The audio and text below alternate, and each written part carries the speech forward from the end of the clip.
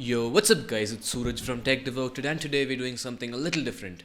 I've been using the Sony A6300 for a while now and I figured it's time I started producing some content about it. So this is 5 great tips to make the most out of your A6300, and this video is in collaboration with my buddy Angad, who also happens to own an A6300, and he, by the way, does some magic with it. Check him out, links in description. But enough rambling, without wasting any more time, let's jump right into the tips. So the first tip I have here lets you zoom on a prime lens. No, don't jump off yet. This isn't digital or optical zoom, but what it is clear image zoom. It's Sony's own technology, and what it allows you to do is do up to a 2x zoom with nearly no quality loss. You can enable clear image zoom by going into the third page under the gear icon of the menu on your A6300, select zoom and now hit clear image zoom. Next you'll have to assign a custom button to it. In order to do that, go into the 7th page under the same menu, click custom key, then assign the zoom option to any one of these buttons. I prefer using it on my custom button too, which is this button right here, and now as you can see, I can click the custom button too and simply zoom in. It just made my 30mm prime lens a 60mm one. Very nifty, isn't it? Angad, my friend, over to you for this next one.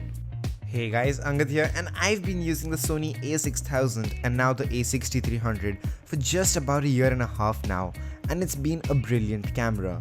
But talking about ease of use, you'd really wonder how tough pressing a button could be. Pressing a button should feel natural and easy, right? Well, the A6300 has an awkwardly placed movie recording button, which almost every time results in awkward movements in the beginning and end of your videos. A quick fix for this, however, is to head over to the menu and then the settings tab, and in the sub menu go to page 7 and choose custom key shoot, and in here program any button you want to start recording your video. I personally like custom button 1 as it's quite close to the shutter button and is easy to press. My next tip is to use memory recall. So one of the greatest features of the Sony A6300 is slow motion, also known as high frame rate, which is 120 fps at full HD, and a lot of people, myself included, like to use high frame rate in conjunction with the regular 24 fps 4K footage, but switching between the two modes is a serious pain, especially if you're on the go and don't have much time to fiddle with settings. This is exactly where memory recall comes in. See the modes 1 and 2 on your camera dial? Essentially, with memory recall, you can set memory 1 as say 4K 24p and memory 2 as your 120 fps slow motion settings. Now the way you do it is actually very simple. As I said, my first setting, I'd like it to be 4K 24 fps, so I'm gonna set my settings accordingly, which means my file format is gonna be XAVCS 4K at 24 fps. Then I'm gonna set my focus to continuous autofocus with focus area set to wide. Picture profile, I want it to be PP5, and the rest is pretty much the standard stuff. Shutter at 1/50th of a second in auto ISO.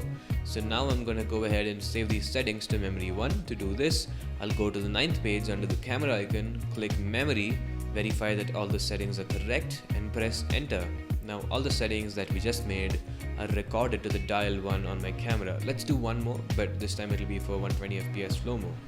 So same as before, but this time it'll be high frame rate. For this, file format has to be XAVC SHD at 120 fps. My shutter should be 1/250th of a second, and the rest is about the same as before. So now go back to the 9th page, choose memory, this time go on number 2 and hit enter. All the settings that we just made are saved to the dial 2. This way I can switch between 4K and slow motion on the fly. Super convenient. Now next, let's talk about zebras. No, not those ones, but the zebras feature, which I'm pretty sure you aren't using.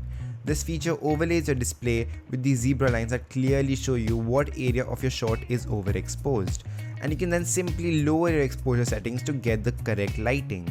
So firstly, to enable this feature, go to the menu, second icon and first page. There you will find the option to select from all these numbers, and what they represent are exposure values. So a 70 would highlight the areas that are 70% overexposed, and so on. We'd ideally keep this at 100% to see what areas of the shot are being blown out. Remember, it is very tough and sometimes impossible to recover details from blown out highlights. You might still get zebras from bright light sources or reflective surfaces, but if your primary subject is well exposed, you're pretty much all set. Also, it's good to remember that the zebras are only on your LCD display and do not end up in the final photo or video. Now, no matter how sharp an eye you have, nailing focus can at times be a challenging task. With the help of focus peaking, you can set focus 100% accurately almost every single time. What it basically does is highlight the region in focus as you turn your focus ring. This is very useful, honestly. Now, this obviously only works with manual focus, so to enable it, go into the second page under the gear icon. You can set peaking level to high, low or medium, and also choose the color. By default it's set to red, which is what I prefer, but you can also do yellow or white. But guys, that basically wraps it up for this video. I've got more coverage on the A6300 coming soon, so if you liked what you saw, consider liking and subscribing. Also check out Angad. He just started a brand new channel and is doing some amazing things. Check him out, links in the description. But it's been Suraj. Thanks so much for watching. Take it easy and stay devoted.